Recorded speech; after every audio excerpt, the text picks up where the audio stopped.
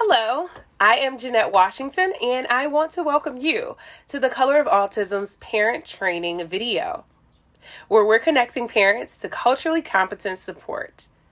Our goal is for you to understand the appropriate goals for your child's early developmental needs and for you to utilize specific teaching methods to meet the needs of your child with developmental disabilities. This video was made part and possible by a grant from the W.K. Kellogg Foundation.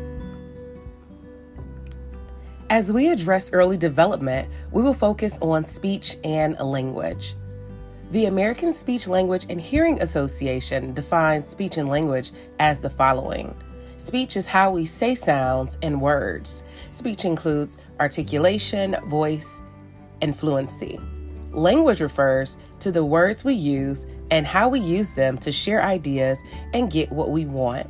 Language includes what words mean, how to make new words, how to put words together, and what we should say at different times.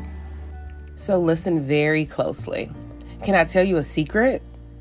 You don't need to spend a ton of money on toys to be able to work on speech and language. No, really. When it comes to creating opportunities for speech and language, I can't count the number of times I've ordered toys and children would rather play with the box that the toys came in rather than the actual toy. Kids love the simple stuff that you already have in your home. And guess what? These simple items or this simple stuff is just as good as building speech and language. Just remember to only allow your child to have items that are safe. You don't want to use items that have choking hazard stickers. Let me give you some examples. Here's how you can build speech and language with 5 items found around your house. These 5 items you will know very well because you will use them on a regular basis. So I have a container, keys, a phone, sunglasses, and a remote control. Okay, so we can use the container for what is called sabotaging the environment.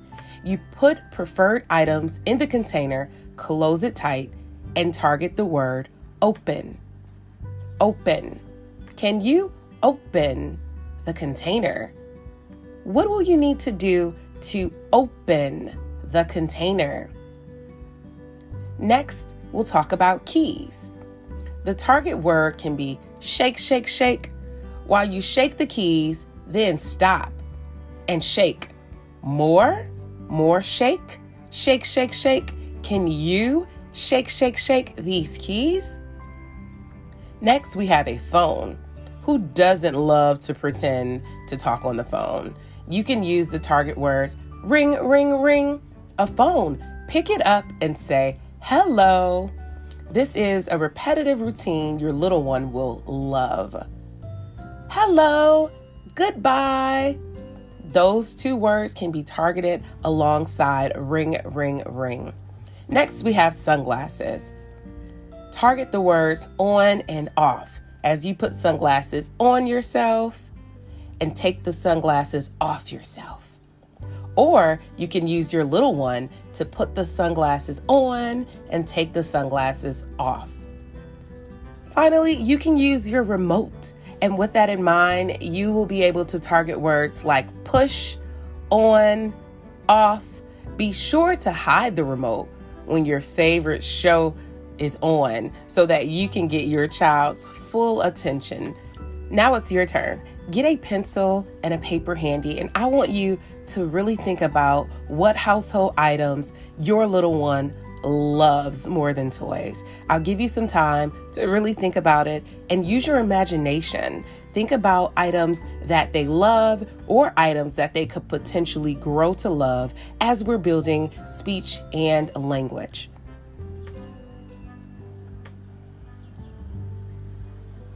I hope you took some time to really think about what household items your little one loves more than toys and what items you could utilize as you are targeting speech and language with your little one. Practicing these skills at home is essential for skill transfer and carry over into your child's everyday life. Think of it as generalization. While it may seem as though you need to head out to the store or hop online and buy specific speech and language materials, it is just as effective and much easier to utilize items around your home to target speech and language. If you're still wondering about household items and stuff around your home you can utilize, fear not, worry no more, and wonder less, because I am going to provide you with 25 more household items that you can use seamlessly with your child as you target speech and language. As a reminder and a quick recap, speech is how we say sounds and words. Language refers to the words we use and how we use them to share ideas and get what we want. Now, speech is broken into 3 parts: articulation, voice, and fluency. Articulation is how we make speech sounds using our mouth, lips, and tongue. Voice is how we use our vocal folds and breathe to make sounds. Fluency is simply the rhythm of our speech. Language, on the other hand, is broken down into 4 parts. What words mean? Some words have more than one meaning. For example, star can be a bright object in the sky or someone famous. How to make new words. For example, we can say friend, friendly, or unfriendly and mean something different. How to put words together. For example, in English, we say, Meg walked to the new store instead of Meg walk store new. Finally, what we should say at different times. An example would be, we might be polite and say, would you mind moving your foot? But if the person does not move, we may say, get off my foot. So that is how language is broken down and how speech is broken down. And it's important that we remember speech and language as 2 different entities when we are focusing on speech and language at home.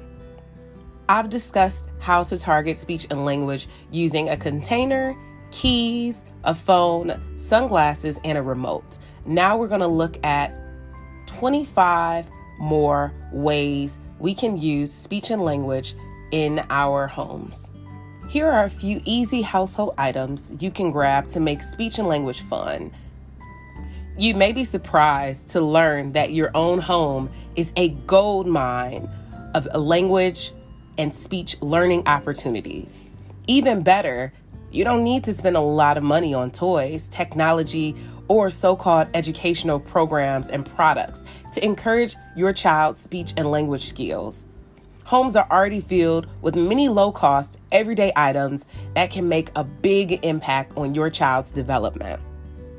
Here are suggestions for how to use simple objects in your home to build your child's vocabulary, as well as practice specific speech and language learning skills, such as categorizing, matching, stacking, counting, and comparing and contrasting. Don't be surprised if your child enjoys playing with these objects more than real toys. Start by thinking about the items that you frequently use in your house. Even better, make a list. What things do you eat regularly? What kinds of chores and activities are you completing regularly? And what items do you use for these? Be curious and observant.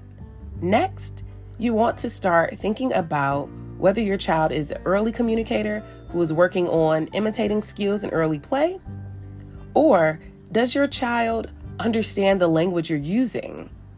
Or do you notice difficulties with comprehension? Is your child saying words but struggling to combine them? Those things are all helpful as you create speech and language opportunities using household items. Before long, you'll become a natural, and this process will be quick and easy.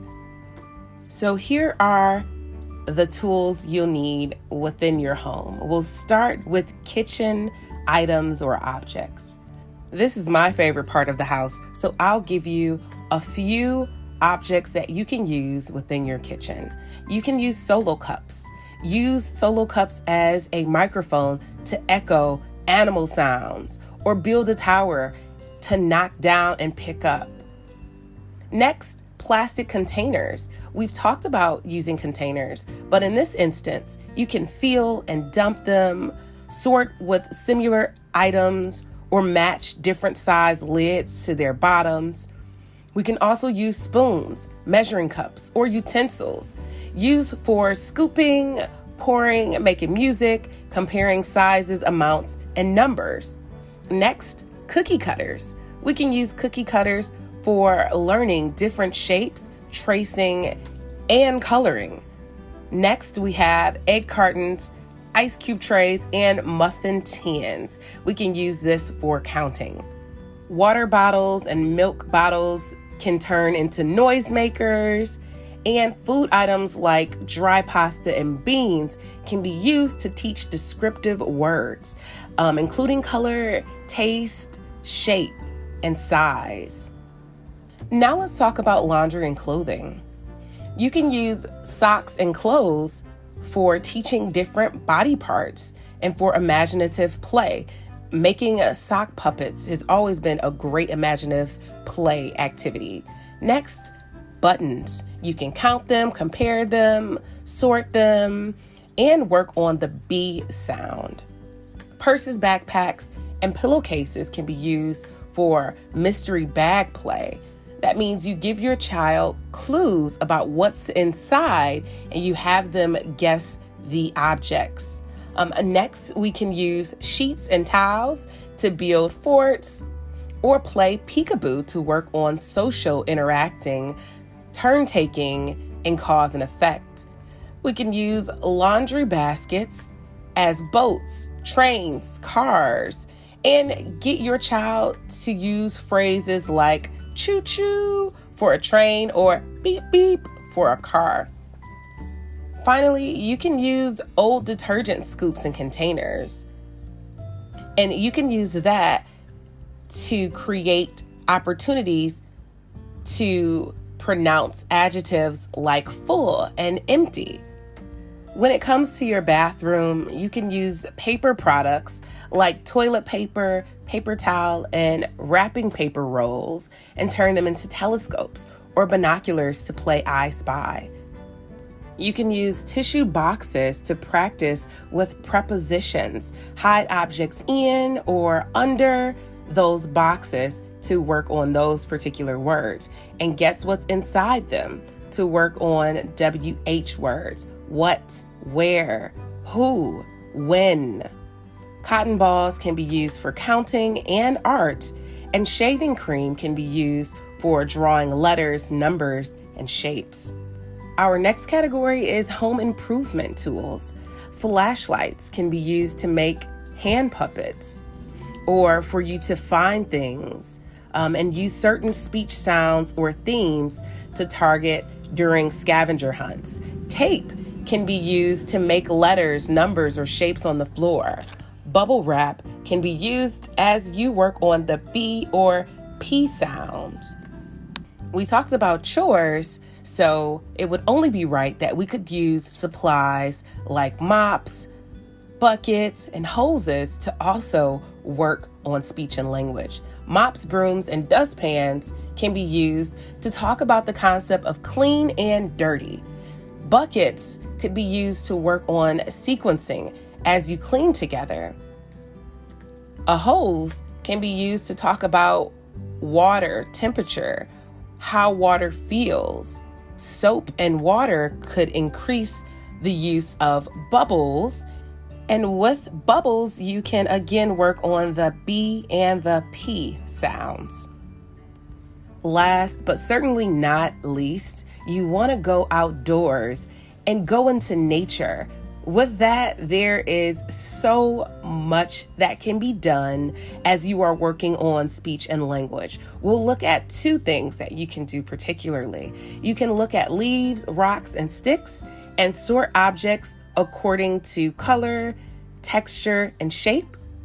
You can also encourage your child's curiosity by taking a nature walk to see what else they can find, and use these materials for arts and crafts projects which you talk about together. Next, puddles. Who doesn't love puddles? When we are talking about weather and time concepts, it would be super essential to work on yesterday, today, and now, or when it might rain again, later or tomorrow.